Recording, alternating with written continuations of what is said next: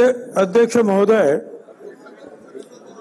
हा जो मराठा समाजाला वेगळं आरक्षण देण्याचा ठराव मंजूर झाला त्याबद्दल मला विरोधावरती बोलू शकत नाही. आपल्याला काय मुद्दा मांडायचा आहे का? त्याबद्दल मला विरोध करायचा नाही की म्हणून आम्ही सांगतो वेगळं आरक्षण द्या, वेगळं आरक्षण द्या. पण आज अध्यक्ष महोदय, ज्या जरांगेचा उल्लेख माननीय मुख्यमंत्र्यांनी केला, अहो ते सतत धमक्या देतात, याला टपकविल त्याला टपकविल.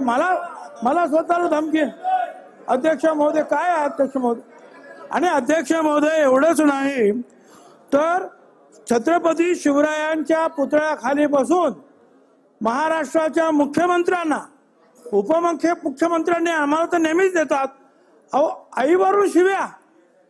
तिथे बसलेले जे आहेत महसूल आयुक्त, SP, कलेक्टर, त्यांना तर म्हणतात तुम्ही भाडखाऊ आहात, आणखी त्यांनाही आईवरून शिव्या.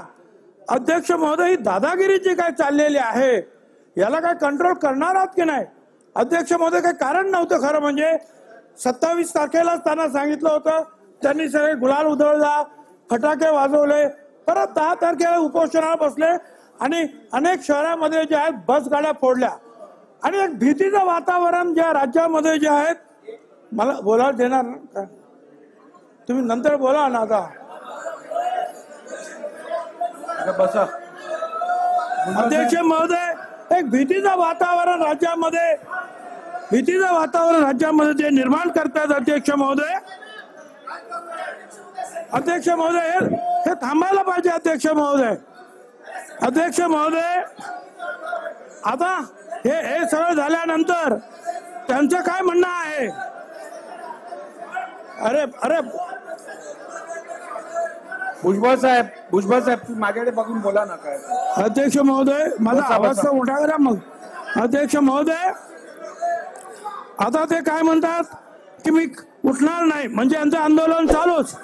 आपण मराठा समाजाला वेगळं आरक्षण द्यायचा ठराव केला तरी आरक्षण म्हणजे यांचं चालू. यांच्यावर काय बोललं की आम्हाला ते धमकी देणार. अध्यक्ष महोदय, आता त्यांचं म्हणणं की आम्हाला हे आरक्षण नको, आम्हाला OBCतच आरक्षण द्या. अध्यक्ष महोदय, त्यांची दादागिरी आणि जे काही खोटेपणा आहे तो त्यांच्याच बरोबर काम करणारे भंडारा डोंगरावरचे अजय महाराज बारसकर हे जे महाराज आहेत, त्यांनी सुद्धा आता स्पष्टपणे सांगितलंय समाज मीडिया माध्यमातून की हे जे आहेत हे ग्रस्त ऐकणारे नाही. साहेब, आपण एक मिनिट बसा. मला बोलायला देत नाही. भुजबळ साहेब, आपण आपल्या सुरक्षेसंदर्भात चिंता व्यक्त केली, त्याची मी नोंद घेतलेली आहे. जर का आपल्याला कुठच्याही प्रकारच्या जीवहानीची संभावना वाटत असेल तर त्या संदर्भातली चिंता आपण व्यक्त करणं रास्त आहे. सभागृहासमोर आपण जी चिंता व्यक्त केली आहे त्याची नोंद घेतली गेली आहे. शासनाने या विषयाची गंभीर नोंद घेऊन उचित उपाययोजना करावी.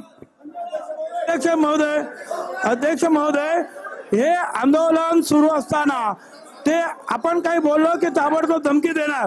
ते म्हणतात की आम्हाला OBC मध्ये आरक्षण द्या.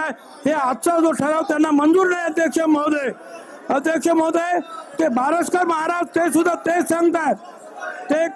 त्यांनी काल जे क्लिपिंग दाखवली त्याच्यामध्ये एक बबनराव वाळेकर, मला बोलू दे ना अध्यक्ष महोदय. मांडलं तुम्ही, आता किती अजून मांडलं? नाही, 30 सेकंदात संपवा.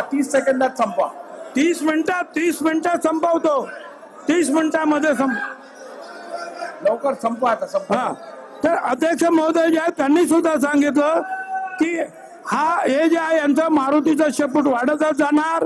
हे शिवीगाळ करतात. ते बारसकर महाराज त्यांना समजायला गेले. तुकाराम महाराजांच्या डोंगरावर येते त्यांचे वंशज, ते म्हणतात. ठीक आहे भुजबळ साहेब, 30 सेकंद दिले, संपले आता. बसा.